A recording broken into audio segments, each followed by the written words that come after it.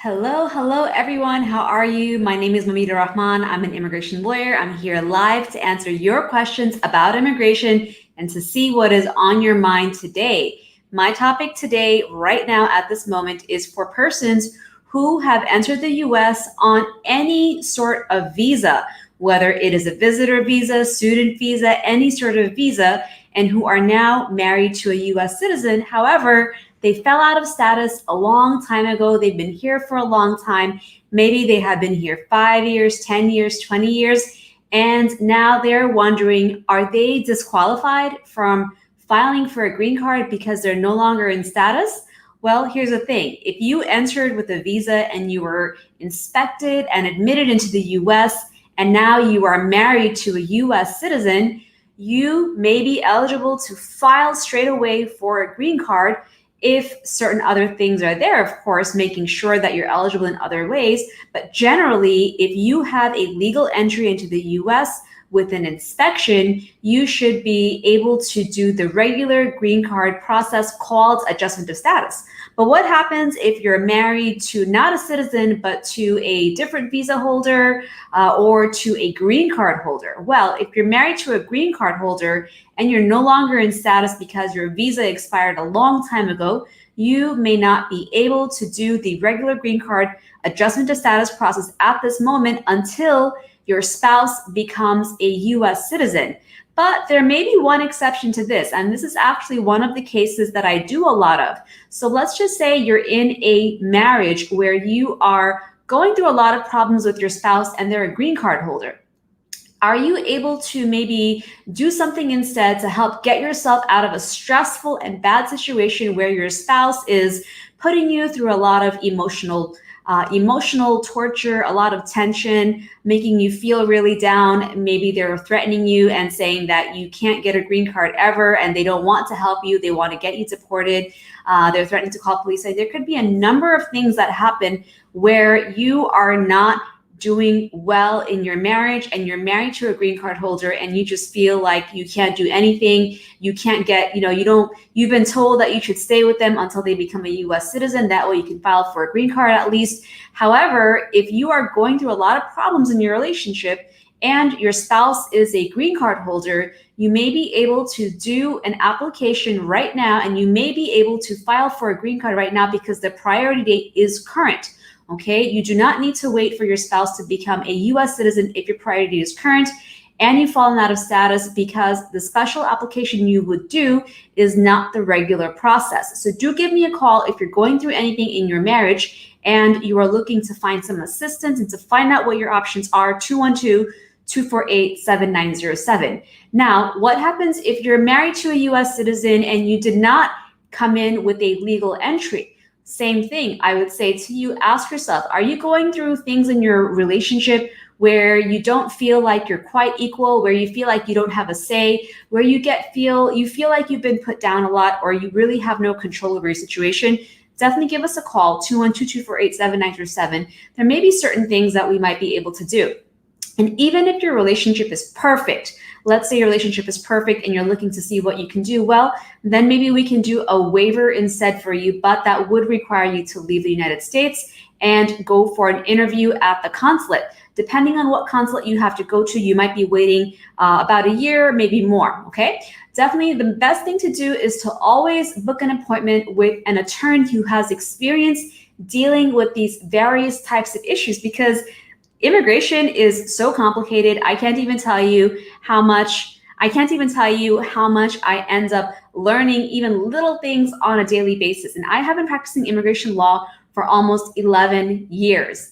And still, sometimes I feel like, when will I ever know everything? No one will ever know everything, which is why it's really important to go with an immigration lawyer who has experience dealing with a variety of issues and problems and has real world knowledge about how things can work. Because the other thing about immigration is that sometimes it's really true, there's really not a lot of black and white in immigration law.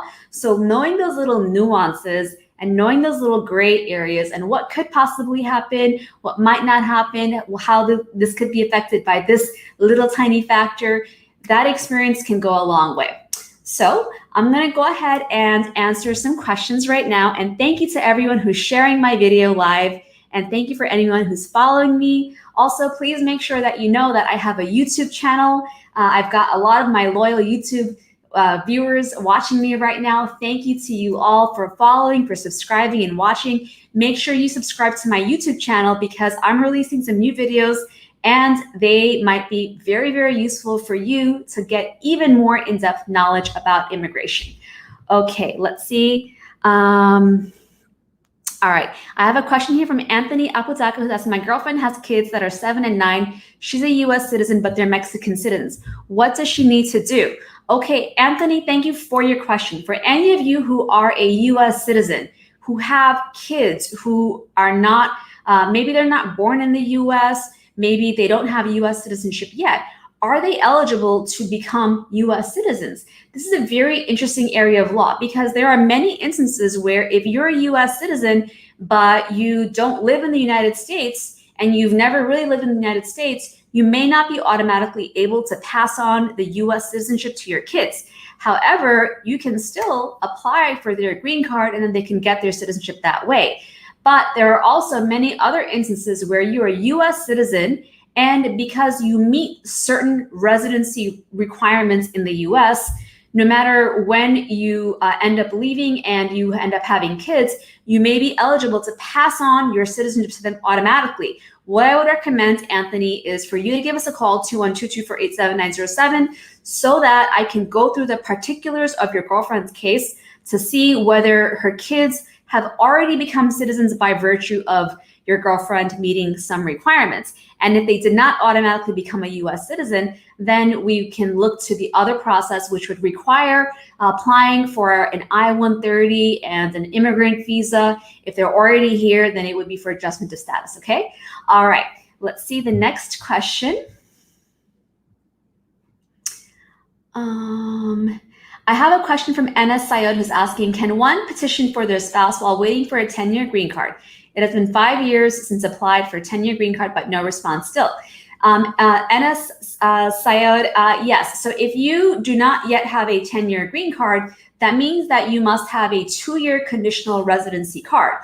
And if you have a 2-year conditional residency card, that probably means that you got your green card through marriage to a US citizen. So what I'm guessing is that you may have gotten your green card through marriage to a citizen. Now you're no longer with them and you have married someone new and you're wanting to know, can I give my citizenship to them? Now, if you get your green card one way through marriage to a US citizen and you divorce and you marry somebody else, well, there's going to be a little bit more scrutiny on you because the government's going to say, hey, you got your green card through marriage and now you're trying to give it to somebody else. So you're really gonna have a higher burden of proof to prove that your first marriage was real and bona fide and that this one is real and bona fide too. Generally, you actually have a time restriction, kind of a 5 years from petitioning for a new spouse.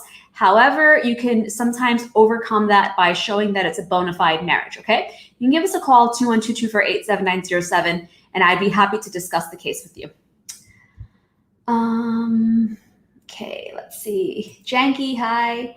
All right, let's see what questions I have. Hi, Amir, how are you? Golden Gate is asking, when will the Haitian TPS application period open? How can a migrant worker with no money apply if they can't hire an attorney? Are there any free services to help? Golden Gate, thank you so much for your question. At this moment, I don't know off the top of my head if the Haitian TPS period has opened yet. I think it has because it's been announced. So you should be able to apply, but always check the USCIS website to see what it says. The USCIS website has so much information. All you really have to do is Google it, look on it for the forms, and the forms page itself will have instructions and other information that you should know about the application. Now, for those of you who are truly without any funds to pay the filing fees, to pay for an attorney, there are certain organizations out there that can offer you free pro bono help. And in some cases for the immigration application fees, which are very expensive, that you pay to the government itself, sometimes you can ask for a waiver of your application fee so that you don't have to pay it. But here's the thing, when you request a fee waiver, this is what you should understand. First of all, you have to basically make your case to show that you really have no funds available to pay those application fees. Second, the government they can take up to 2 to 3 months to even decide just the fee waiver application, and they will not continue to process your TPS application or your work permit application or whatever you're applying for until they decide the fee waiver first. So theoretically, whenever you apply any application, whenever you file any application with a fee waiver request, basically you're kind of setting back your application decision by at least 3 months, because first of all, the fee waiver is going to take about 3 months for them to decide. If they say yes, then they'll go on to deciding and looking at the application that you really want them to decide.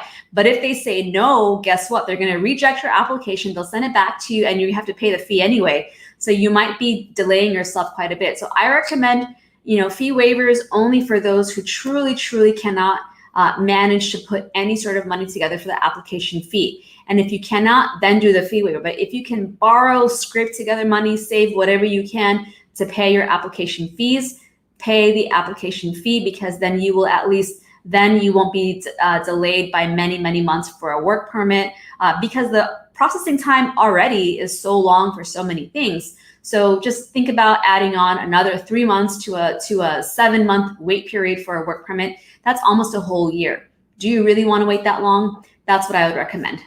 Okay. All right.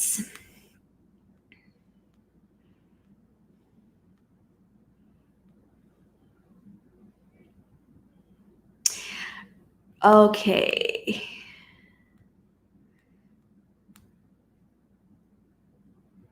Risa is saying, you've called my company and left a message, someone never got a call back. I'm really sorry to hear that. Sometimes we get a lot of calls, but usually we return all of our messages.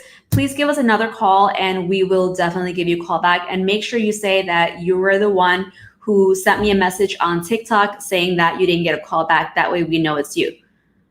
Can you get deported for embezzlement 5K? Yes, you probably can, because it is probably a very serious crime. My phone number for someone who's saying that I'm talking too fast, I'm talking really fast right now because I have to go home to my son. My telephone number is 212-248-7907.